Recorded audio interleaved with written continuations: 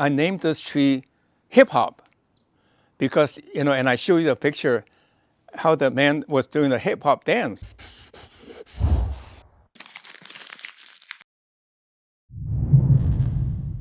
Hi, I'm miltonchang of Bonsaiheirloom. I did this, what I call hip hop. I named this tree Hip Hop.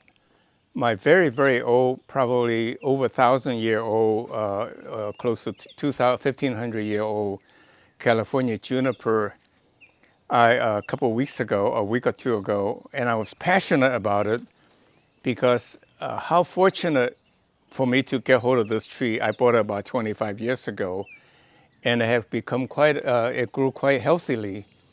Generally, I got very, very good positive comments and quite a few views.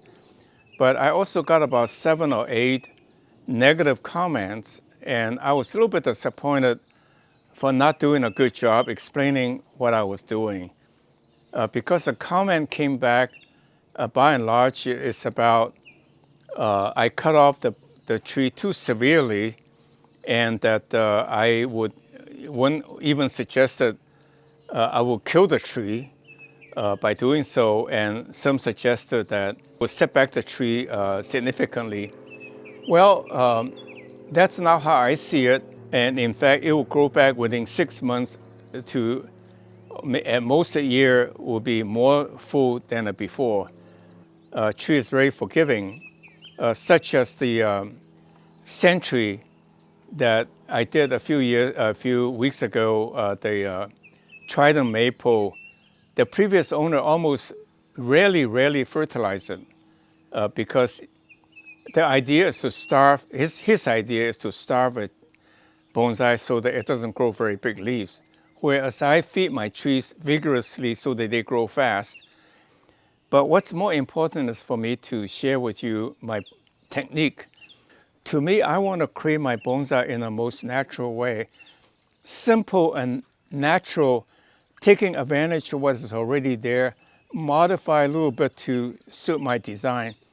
By the way, to evoke how you look at this tree, I named this tree Hip Hop because, and I show you the picture how the man was doing the hip hop dance. I could easily name this tree Ninja. How they stealthily coming up to kill a guy. I can imagine that. The point is that what I want to do is to take a tree growing naturally and try to evoke an imagination what it represents. In this case, I think the choice between Ninja and Hip Hop is very simple. I want to promote bonsai for our modern day life. We are very busy.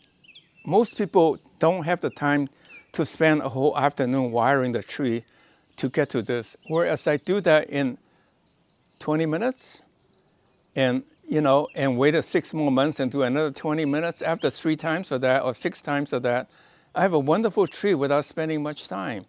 So to me then, I would choose the name Hip Hop to be consistent with my technique.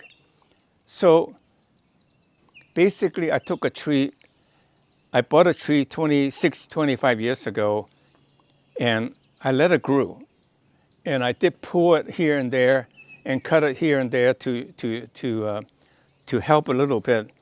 But basically I let it grow for 25, 26 years. And when it's fairly full, I decided to work on it because now I have a lot of materials to work with. And I respect the kind of a basic shape produced by nature, and I will modify it to suit. In this case, I want an apex here, a sub-apex here, and a little apex here. So it's a little bit like cascading down, and then this. And I try to follow the natural flow, and it could go this way or that way or this way. I cut these to let this grow, and so on and so forth, to create a natural shape in a sense of combining nature, the natural growth, with my inclination. It's a combination, It's a compromise. Life is full of compromise. So let me, in defense of my approach, to say The cut and growth is basically cut the design, cut the tree that you have on hand by studying it very carefully and capitalize on the natural flow, the design of the natural tree. And you cut back the redundant branches that are distracting. You want a tree not totally covered, but you can see its openness to see the trunk and the flow of the motion.